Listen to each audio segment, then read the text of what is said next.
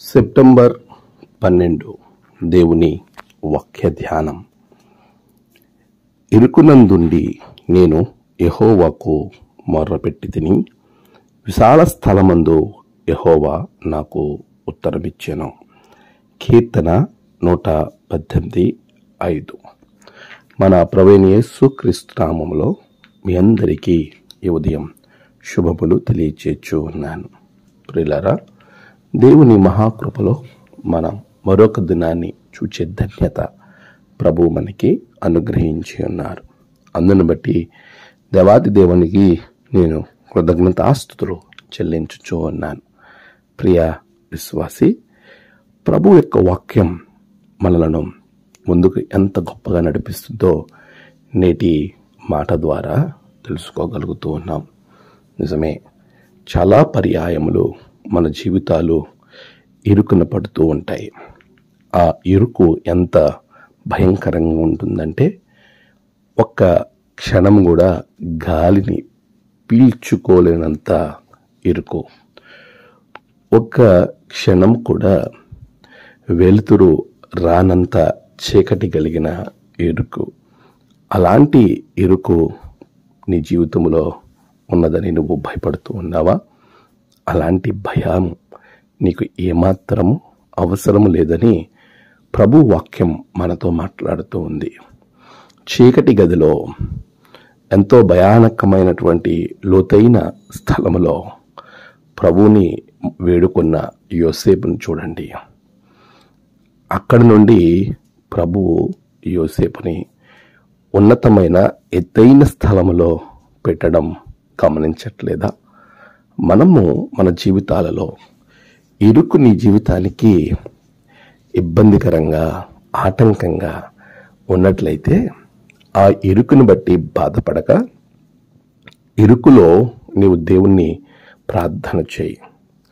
అదే ఇరుకులో ప్రభు అంటున్నాడు, విశాలతను కలగజేస్తాను అని చెప్తూ ఉన్నాడు.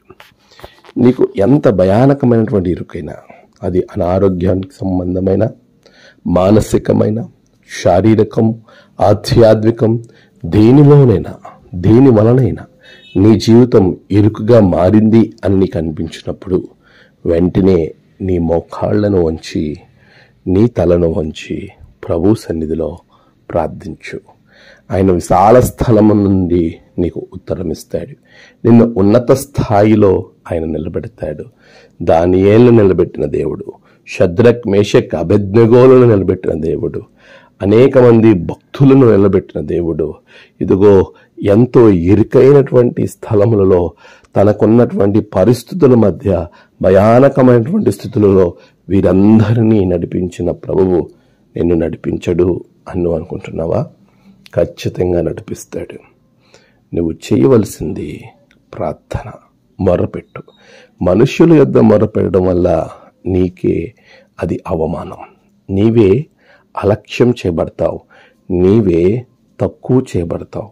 కానీ ప్రభు దగ్గర నువ్వు మొరపెడితే, నీ మోకాళ్ళు ఎంతగా నల్లబడితే, కాయలు కాస్తే, ప్రభు సన్నిధిలో నువ్వు ఎంతగా ప్రార్థిస్తే, అంత విశాల స్థలాన్ని ప్రభు నీకు అనుగ్రహిస్తాడు.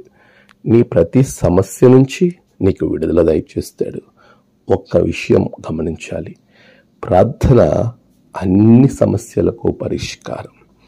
ప్రార్థన నీ పరిస్థితిని మారుస్తుంది. ప్రార్థన నీకు ముందు అద్భుతమైన రాజమార్గాన్ని చూపిస్తుంది. ఇరుకుని తీసివేసి విశాలతనిస్తుంది. అట్టి గొప్ప ఆయుధం ప్రార్థన. అలాంటి ఆయుధాన్ని కలిగి ముందుకు వెళ్ళు. ప్రభు నీ ఇరుకులన్నీ తొలగించి నీకు విశాలతను అనుగ్రహించి దీవించును గాక. ఆమేన్. ప్రార్థన. పరిశుద్ధుడా, గొప్ప తండ్రి, నీ బిడ్డల జీవితాల్లో ఉన్న ఇరుకులను తొలగించండి. గొప్ప కార్యము బిడ్డల చెవుడ జరిగించండి. నేడు వారి ప్రయాణం, పనులు, తలపెట్టిన కార్యాలు అన్నిటిలో జయము బిడ్డలకు అనుగ్రహించండి. అనారోగ్యంగా ఉన్న బిడ్డలకు స్వస్థతలు అనుగ్రహించండి. రక్షణ ఆనందం దయచేయండి. నేడు జన్మదినము, వాహదినము, ఆయా విశేష దినములు జరుపుకుంటున్న బిడ్డలను బహుగా దీవించండి. తమ ప్రియులను కోల్పోయిన వారి కుటుంబాలలో నెమ్మది, ఆదరణ అనుగ్రహించండి. దినదీవులతో నింపి మీరే మహిమ పొందమని క్రీస్తు పేరట అడిగి వేడుకొనుచున్నాం తండ్రి. ఆమేన్. తండ్రి, కుమార, పరిశుద్ధాత్మ త్రియక దేవుని దీవెన మీకు తోడుగా ఉండి నడిపించునుగాక. ఆమేన్.